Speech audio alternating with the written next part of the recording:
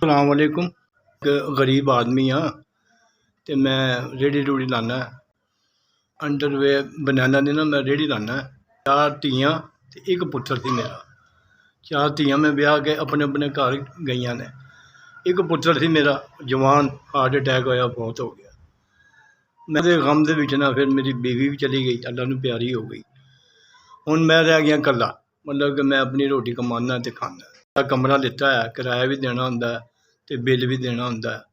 मेरा फेफड़ा ना सुंगड़ गया सी, फिर मैं ऑपरेशन कराया ते ओह दर्द ना अजे भी हुंदी मेरे ना। दर्द अजे भी हुंदी, मिठी मिठी मिठी मिठी दर्द नहीं जाती।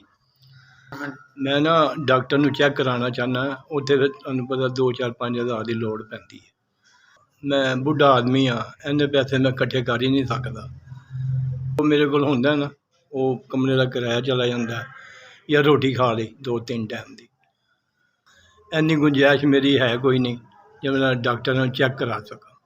मेरी मदद करो, अल्लाह तुहानूं होर देगा, परवरदिगार मेरा सोहना रब अल्लाह तुहाडी मदद करेगा। अल्लाह पाक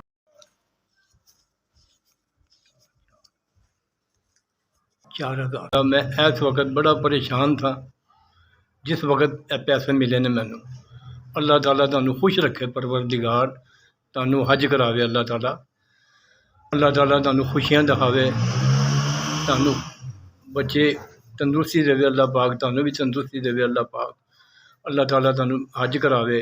अल्लाह ताला तुहानूं ऐसे तरह दिंदा रहे, तुसीं सानूं गरीबां नूं याद रखो।